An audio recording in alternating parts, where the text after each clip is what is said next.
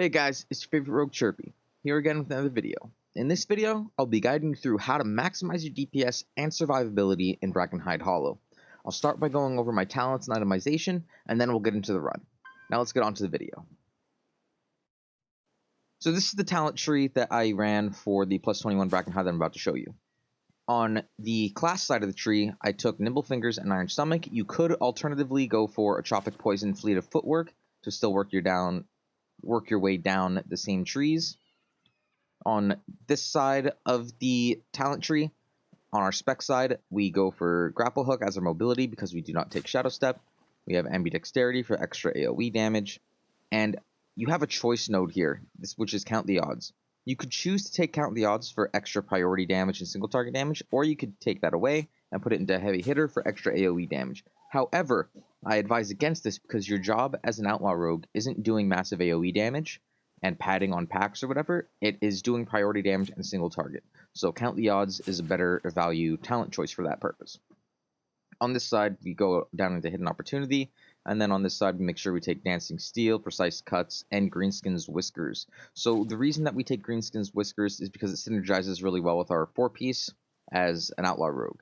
If you do not have 4-piece yet, if you're using 2-piece or like two 2-pieces, so you're using Season 1 2-piece and this Season 2-piece, I would still just run last season's build, which is just 2 CTO. So just get rid of the Greenskins and put 2 CTO, run that. But if you have 4-piece, Greenskin's Whiskers synergizes really well. I'd recommend using this build for your keys. For itemization, I have to show you guys on this page because I've got some new gear since then.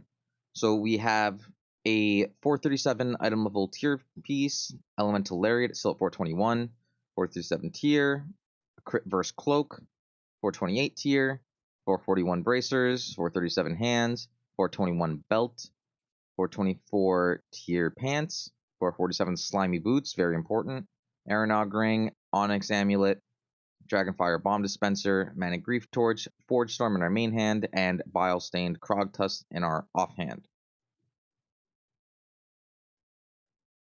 Guys, remember to do the YouTube thing, like and subscribe if you like the video and you want to see more guides like this. I'll be putting out spec guides shortly soon, as well as every other dungeon will be covered by me. So be sure to drop a like, subscribe. It's free, really helps me out. I appreciate it. And if you want to see this kind of content live, be sure to drop a follow at the Twitch, twitch.tv/chirpytv. Thank you guys so much for watching. Now let's get on to the run. Okay, so to start this run off, we have our loaded dice buff. We use Adrenaline Rush before the key gets put in to make sure that we get our double buff for our first roll of bones cast here. So we're going to roll the bones, then Adrenaline Rush to redo our loaded dice buff. And we're focusing this War Scourge. It's the highest HP priority target in this pack, and there are a couple things that we need to do for it. There is this Rage Storm cast, which we can shiv, so that way we protect everybody in melee, which is very good because we are a 4 melee comp. And then there's also a cast that he does called Hideous Cackle, and if that goes off, everybody gets feared. It's not a good time. Make sure that you kick that. On this other War Scourge, we don't have shiv up quite yet, but once we do, we shiv it, and then we kick the cackle again, and we keep on killing the pack. There's a couple other things to watch out for in these packs. There are the fighter mobs, which will fixate onto somebody, and as a rogue, you have a couple of ways to deal with it. You can stun them once they are fixated on you, or you can evasion, or you can vanish, and then they'll stop fixating. So very important, watch out for those things. We have a couple things to watch out for in these packs. These rot chanting totems, very important when they spawn to focus them down. And then the other thing is there are other casts going off in these pulls, but you can't get every single one by yourself. So relying on your team a little bit to kick some of the bolts or the decay surges, very good stuff. And we are just still continuing, focusing our priority target down, and then we're moving on to the next highest HP target, and so on and so forth. Our goal in this first area of the dungeon is to free 5 Tuskars from these cages. So our routing is based around that. We're going directly towards wherever the caged areas are, to not have to do any extra pulls at any point in the dungeon. So we're back on the War Scourge here. There's one of these pretty much in every pack. They patrol around this first area, so it's pretty good for Outlaw. They're good for Subtlety too. that you just have a target you can just stay on and try to kill the pack evenly with. See, here's the fighter right there doing the vicious claw mangle on somebody, but we just leave it and we go on to the next pack.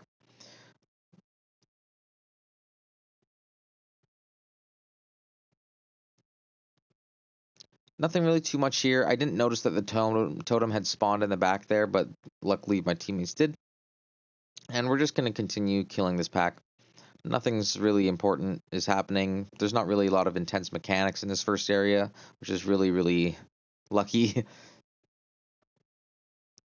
And we're just trying to, again, just clear through all of these packs in the most efficient way possible, focusing the War Scourge down, and making sure that we're getting those shivs right away whenever he does the Rage Storm. I'm just going to fast forward through the rest of this trash here, so that way we can get to the boss.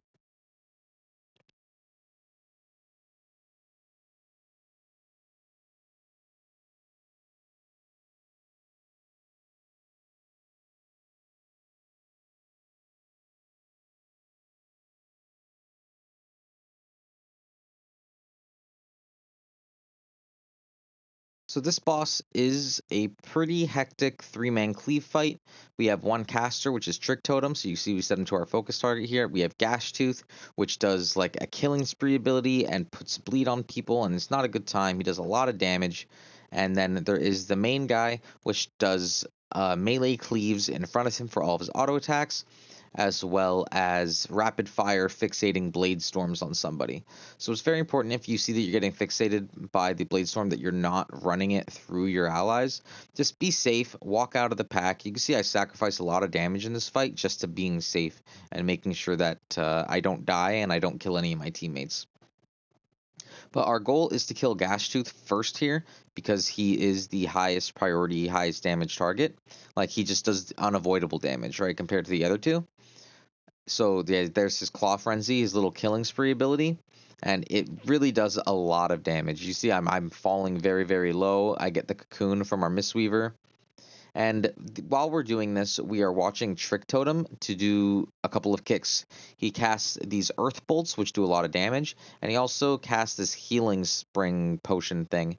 So very important that we get kicks on everything if possible, especially the heals though. The second boss, so the main big guy that isn't the caster, he does this other ability that he's doing right now called Savage Cleave, and you need to stand behind your tank, and he just needs to run into your tank. Very simple mechanic. He takes like 8 seconds to do the cast wind up, so just stand behind your tank, he'll charge into the tank, and it'll be fine. So we're focusing him down next because he is highest HP, and the second mob, he doesn't really do anything as long as you kick. So we're just trying to be efficient with how we're killing this here, so we're cleaving off this guy and onto Trick Totem to try to get the best time possible. We finish him off here, and I go over to the cauldron to open it, but it doesn't let you do it while you're on the mount. It takes me a couple tries to actually realize that that's what it's saying. And I also realized, oh, we also have 4 dispels in this group already, so nobody else even takes the cauldron. So we just continue. This next area is just a lot of really annoying trash. They summon totems, they summon more lashers, there are frontal breaths. This is just a very big area for awareness, just overall awareness. So whenever there's a totem that spawns, you see there's a different color there, the decay totem. You want to kill that as soon as possible because every time that it casts, you get a stack of that nasty disease dot. If you look at my debuff bar, I just had 2 stacks right there, and somebody cleansed me because we have that many dispels. My cheat pops because I'm pretty sure I got hit by a frontal there. There's the necrotic breath, which is kickable. And also, when these lashers spawn out, I just get aggro with them really, really quickly because Blade Flurry is always running. So often I get the first tick of my damage before our tank is able to grab aggro. When the decay totems spawn as well, if the mob that spawns it is low HP, you should just kill the mob instead of the totem, because the totems will despawn once you kill that mob that summoned the totem. When we come into these packs, again, we're just doing the same thing. We're finding a high HP target, and we are just trying to mow and cleave everything down as best as we can. Again, there's not too many mechanics in this whole area. It's just about awareness, making sure that you're not standing in frontals and making sure that you're killing totems, and that's pretty much it. Like, this whole area is just watch around you. Be aware of your surroundings. This monstrous decay slime, when he dies, he summons a bunch more mini versions of him. So it's very important that you are not right on top of him when he's dying. You could also see the HP bar is a little bit different colored because he starts doing this burst when he gets low HP. And I'm might be wrong here. If I'm wrong, somebody correct me, but I'm pretty sure if you kill the slime before he does the burst, he doesn't spawn the decay slimes. So that's something to look out for. I've only done this dungeon a couple of times, but I have a pretty good grasp on it. Just a couple little things like that here or there. But again, we're just working our way up towards our next boss, which used to be one of the worst bosses, if not the worst boss in this dungeon. It was incredibly, incredibly difficult, but luckily they made some tuning adjustments to it and some mechanic differences, mechanic changes to it, and now it is not that bad. You see right here, we have the totem and the rot singer, so we just kill the rot guy, and the totem disappears by itself. It's hard to get re-stealths in this area too if you don't get cleansed, because the dot just ticks on you and it breaks you out of stealth. So it is what it is. We watch out for all the swirlies. There's the necrotic breath. We get that kicked. And we're just working on these two trees until we get to the boss. They keep summoning the adds, and the adds do a lot of tank damage. So very important that you're not just leaving those adds up as well. Make sure that they are dying. Luckily, we have really good cleave in this comp, so the lashers aren't staying up for too long.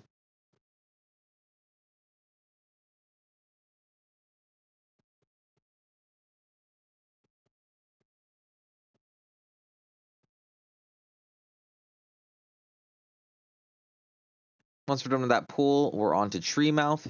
He does a couple of different abilities, and I'll go over them as they come out. So first we have a Vine Whip, which is just a frontal cone. Make sure you're not standing in that. Then we have the Decay Spray, which should be up next. There we go. That summons a bunch of adds on those swirlies. So you want to use your tricks of the trade to put those adds to your tank. Just this Grasping Vines ability, and he'll eat somebody who's inside of that circle. So with a Paladin, it's actually really, really good because they can get eaten 3 times in a row. They go in naturally, then they go in bubble, and then they can go in naturally again. So Paladins are really good for it. Rogues are not really that good for it. You pretty much need an external if you're going to go inside to get eaten. So like get a sack or get a bark skin or just some kind of external DR. Or run elusiveness, as far as I know, because cloak doesn't work, evasion doesn't work. The only thing that seems to keep us alive in there is vial and potions. So a DR would be good if you're ever in a situation where you need to be consumed. Otherwise, just run out of the circle and let somebody else do it. So we're just managing the adds, killing them as fast as possible, watching the frontals, and not getting eaten, and then doing as much damage as we can to break out the consumed person as fast as possible. But yeah, this fight's pretty straightforward now. He used to do a bunch of double overlaps of abilities and summon a bunch of adds, and it was just a very, very overwhelming fight. And now it is very manageable, and you don't even really need lust for this fight. So I think that the route for this dungeon might change. We used to come to Treemouth second because of lust timing, but now I think maybe you go to the hyena with the hyena fight to just send lust there, and then come to Treemouth after. It's pretty flexible for routing in here, so that might be the move in the future, but for now this is the route that we were used to, so we went here. We have Stink Breath here. You can Mind Soothe them and walk around, so I should have distracted them on this edge of the bridge, but we're going to try to just walk by him here. And one person gets a little bit too close, even with the Mind Soothe and the Shroud and the Distract, so it's just not enough. But you can see I get by here just fine, and then somebody else gets the aggro, so that's not really ideal. I know 100% you can Mind Soothe them and distract him on the front side of the bridge, so like towards where Treemouth is, and then you can just skip this guy. But it doesn't really even matter. We needed them for percent anyways. We could have done other trash, but we just tried to see if we can get by it like that. This Violent Whirlwind ability is very big. They did add a new visual indicator to it after this key, so now you can actually see where he is. That Stink Breath is also infinite range, and he locks onto you. So I tried to, someone was saying that you could like pre-spin around him and you could dodge the Stink Breath, so I tried doing that, and in the process I killed our healer. So I don't recommend doing that. I think you just have to defensive it and, eat the disorient. You could probably cloak it, I would imagine. And right here, we get every single fixate in the game. Everything is on me. So that's fun. But you also have a lot of abilities. Like, I mean, if you have evasion up there, you could just eat all the fixates and it's fine. They throw this meat on you and then that's what gets them fixated. But that's also where you want to use, like, your CCs, your AoE stuns, ROP, binding shots, whatever it is that your team comp has, Ring of Frost. So this fight is actually really, really super simple if you play the mechanics properly. So there's a couple things that happen in this fight. He throws traps on people, so we try to keep those lined up as much as possible. And then you can run the hyenas into the traps because the hyenas will fixate you. And again, if you get fixated, you can evasion or you can stun them off. But you want to make sure that you stay as max range as possible if you are going in for the stun, because they do auto attack really, really high. So you see here, we're lining up the traps in a straight line, so that way, like, there's a line of defense between our players and the hyenas. So the hyenas have no choice but to enter into the traps. So while we're doing that, we're just killing this guy. We're deciding to put the traps on the other side here just to make some more room. See the hyenas come in and they just get instantly stuck in the trap, and we're able to just cleave them down without having to worry about them at all. So if you're able to do this and every time the hyenas spawn you just put them in a trap, this fight becomes so trivialized and you're able to just treat this as almost like a patchwork kind of thing. Again, hyenas spawn in, we go to the other side of our line of traps, and we just keep on baiting them into it.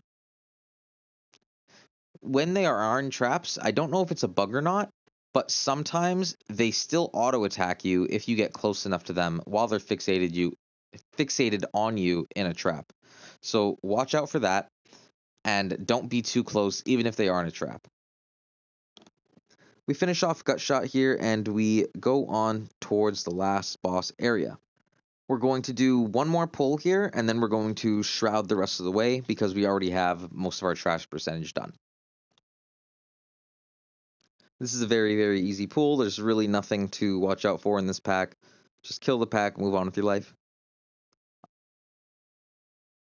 There are a couple of sightseeing guys here. You can see the War Scourge there had the vision symbol on him.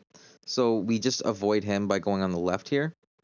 And we walk our way up into this area. And now we're just trying to finish up our percentage in the best way possible. So that way we can just go to the boss and finish off the ski. Right now, we're kind of eyeballing what packs mean for percent. This isn't really a set route. We kind of just held W and saw what we could see. And again, we're just watching the same things. As soon as the Rage Storm comes out, we shiv it. The Cackle comes out, we kick it. And we just keep on going.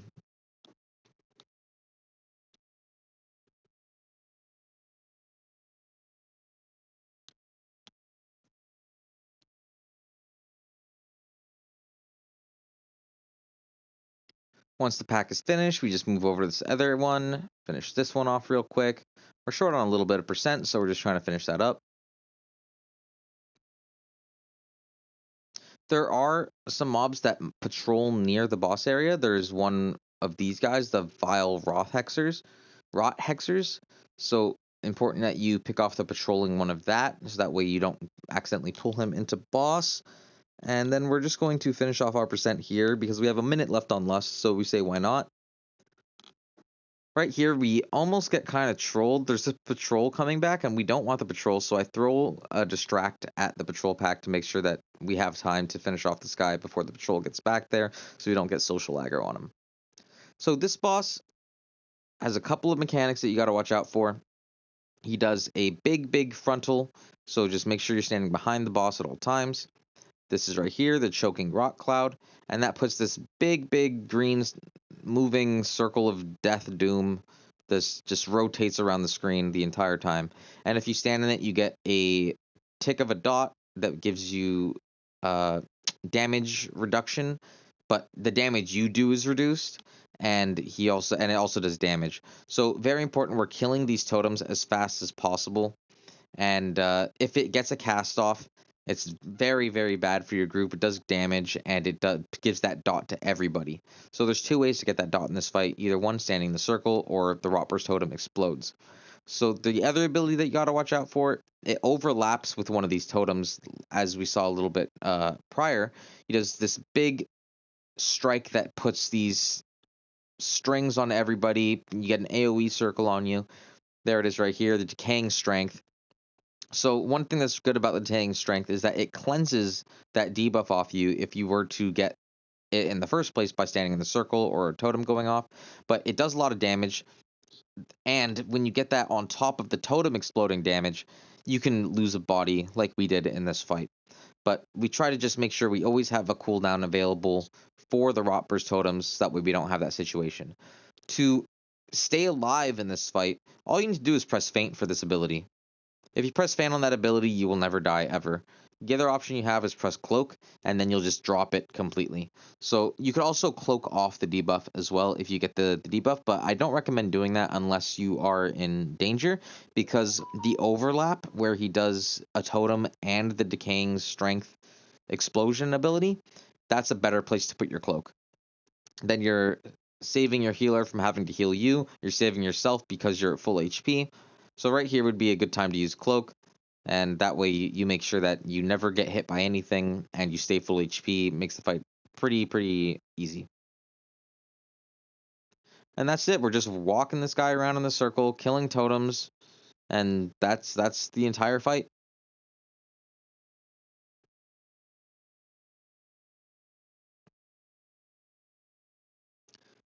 We do have a little bit of percent left to get, so we're just going to kill one mob after this boss is dead. Right here, I use my cloak on the overlap. I probably could have done it on 2 overlaps. So if I did it on the first overlap of the fight and then I did it on this overlap of the fight, I might have been able to squeeze 2 cloaks in. So right here, we're just killing the lowest HP target just to finish off our percent. And that is the key. It's done. We did it.